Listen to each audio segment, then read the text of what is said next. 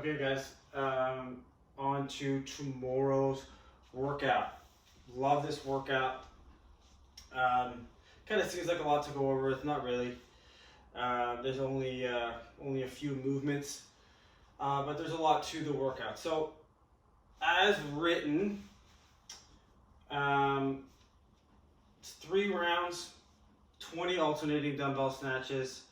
Okay, 15 burpees facing the dumbbell. Obviously, most of us are indoors or we're at home. We don't have the ability to jump facing the object.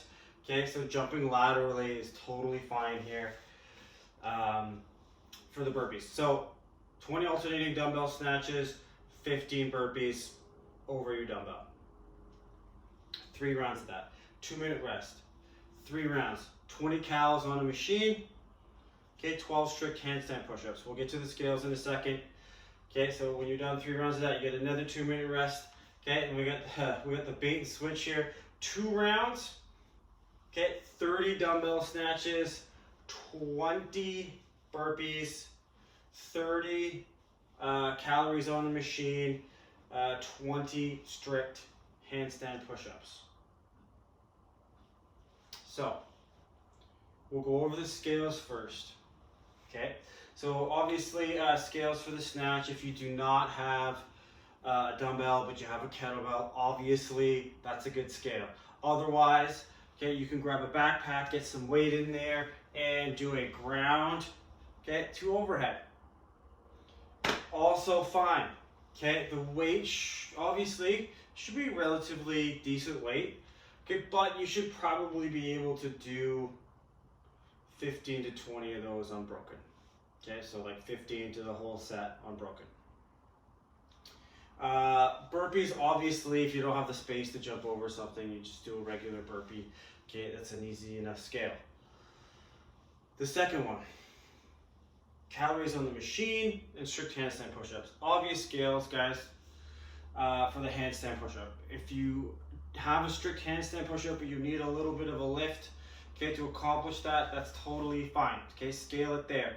If you don't have strict but you have kipping, okay, obviously that's fine to scale. If you do not have either of those, okay, piked strict handstand push-up, whether it's feet on couch, feet on a chair, ottoman, whatever you can do, is the next scale. And then lastly, okay, we've done a bunch of these. Okay, hands on the floor. Make sure the weight stays in the hands. Sorry, feet on the floor. Make sure the weight stays in the hands and we go through a full range of motion. Please guys, when we're doing these scales, you've got to focus on your form.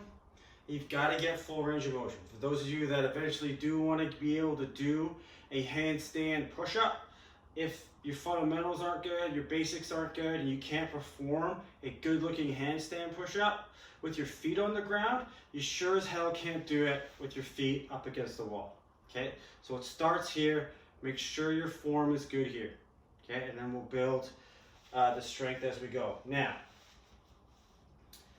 the calories on the machine. Okay, couple options. Okay, if you have one of Wade's shiny new boxes, okay, you guys can do a box jump over, or everybody else that doesn't have a box, okay, or even if you have one and you want to do this version, that's totally fine. Some sort of a weighted step up, okay, whether you're holding 1 dumbbell, 1 kettlebell, or 2 light ones, it doesn't matter. Okay, a weighted step up, so similar to an option from today's workout. So 20 weighted step ups, alternating obviously, 10 aside. Okay, that would be paired with the handstand push-up. Okay, and then you swing into the last one, and then it's just all the same movements. Now, let's talk about kind of the intent and how this should be kind of broken down. First 2 movements, should they're couplets. Okay, so typically a couplet is going to be really high heart rate. Okay, and ideally we want to take it there. Okay, so we want to push the pace here, go for borderline unbroken reps, okay, on the dumbbell snatches, and then find a steady pace on the burpees. I know it sounds ridiculous to say that we're going to recover on the burpees, but that's the goal, is to move at a pace where we eventually, by the time we get to the end of the burpees, okay, we've caught enough of our breath that we can get up out of that burpee and grab whatever implement it is we're using for that snatch movement. Okay, so that's the intent there. Expect the heart rate to run high, okay, if you've paced that correctly. You get a 2-minute break.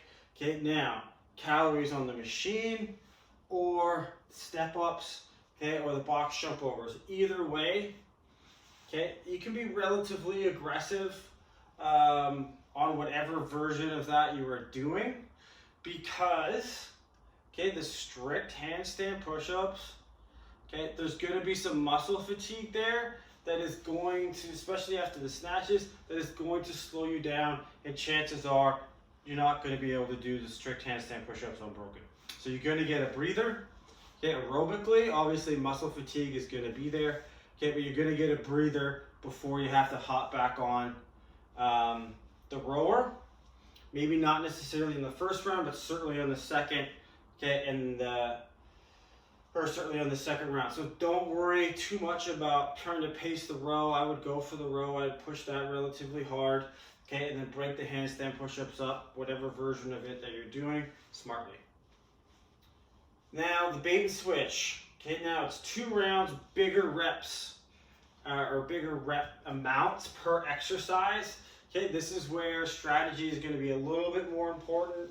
If you come out and do 30 unbroken dumbbell snatches and the weight is a little bit aggressive for you, you're going to be smashed after you walk into that and then do 20 burpees and then have to hop on a machine or pick up some weight and start doing step-ups.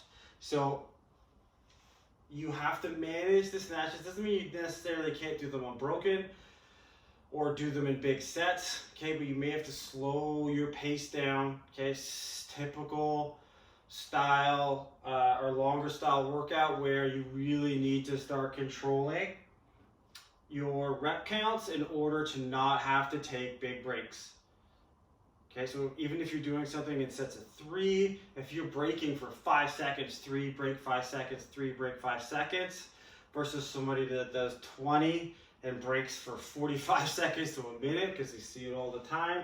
Okay, that person doing the smaller sets over the course of the workout is going to have a lot less time rested, okay, versus the person that's able to do these giant sets. Doing the giant sets doesn't necessarily make you efficient, usually the opposite. So just keep that in mind when we're going through those last 2 rounds. You've really got to manage muscle fatigue. Now, when you get to the machine, okay, if you've paced it right again, you can push the pace there a little bit. You've got 20 strict handstand push-ups. Again, we're going to have to break that up most likely. Okay, a few times you should recover aerobically before you get back to the second round of the snatches. All right, guys, that is it for tomorrow. Again, questions, reach out ahead of time. We'll see you then.